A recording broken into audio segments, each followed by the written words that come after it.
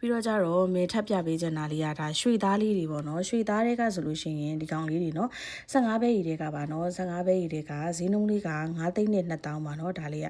ဒါပဲ15ပဲရီ9သိန်းနဲ့2000ပါဒီလိုလေးနော်ပွင့်ဖက်လေးဒီလိုမျိုးပုံစံမျိုးလေး9သိန်းနဲ့2000ပြီးတော့နောက်တစ်ခုကကြတော့အဖူးရှိမယ်အဖူးနှစ်ဖူးပေါ့နော်နှစ်ဖူးလေးဒီကောင်လေးက4သိန်းတန်လေးနော်ပဲ15ပဲလေးပါเนาะဒါလေးက4သိန်းတန်လေးတွေကဒီလိုမျိုးလေးเนาะ4သိန်းတန်လေးတွေကဒါပဲ15ပဲပြီးတော့နောက်တစ်မျိုးဒါလေးကကျတော့4သိန်းနဲ့5000နောက်တစ်မျိုးကတော့ပွင့်လေးနည်းနည်းကြီးတယ်ပေါ့เนาะအဖူးဆိုင်လေးနည်းနည်းကြီးတယ်ပြန်အောင်ပြန်လဲသူလဲ3သိန်းမှ9000ပဲအရှုံးပေါ့เนาะဒီကောင်လေးက4သိန်းနဲ့5000ပြီးတော့3သိန်းနဲ့3000ဒီကောင်လေးကမင်းပြပေး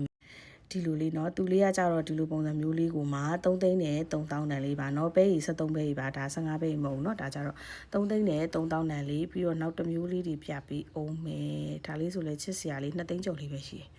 ဒီကောင်လေးเนาะဒါလေးဆိုလို့ရှိရင်2သိန်းနဲ့5000ပဲရှိမယ်เนาะ2သိန်းနဲ့5000ပဲရှိမယ်ဒီလိုမျိုးလေးเนาะဒီလိုမျိုးစက်ကြာ